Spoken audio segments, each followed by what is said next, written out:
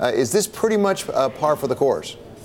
Well, this is a real one-off of a case. We have a CEO at Tesla that the whole company is built around. We've seen that before in some SEC cases, but this one is really even more so because of the point in Tesla's history that this is all coming at. We think of, for example, Steve Jobs and his importance at Apple and what it meant to lose him. But Apple was a mature company. It had a great product line. It was really stable at that point. Think about Tesla. To have Musk taken out of the equation at this point in Tesla's history when they really are a startup and struggling to show profits.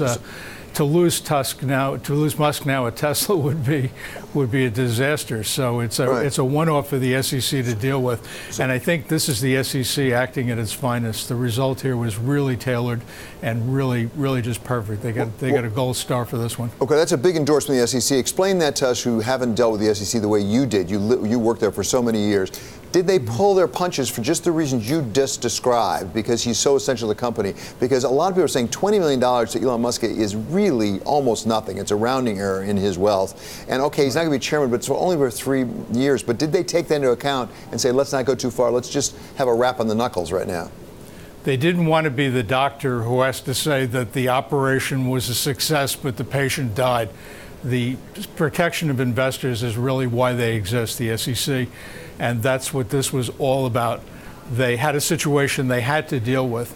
It was obviously immature. It was irresponsible to come out with that set of tweets without the foundation, all as described in the SEC's complaint. But what do you do about that? The playbook might have been to say, okay, well, we'll slap him with a fraud judgment. We'll take him out entirely. We'll do an officer and director bar. But what would that have meant for shareholder value for the investors? So how do you handle that? It's not about special treatment or treating a celebrity different. It's about protecting the shareholders, making the company grow up and making its CEO grow up, and putting in place a mechanism that can make that happen. It's not the $20 million or the additional $20 million that Tesla will pay that Musk will largely fund by buying $20 million in stock. $40 million for Musk is nothing, and the SEC realizes that. Right. 3 years out is 3 years out, but that's really not what it's about. It's about putting in place good corporate governance and putting in place a surveillance system to watch his tweets and his other public statements. That's really the genius of this.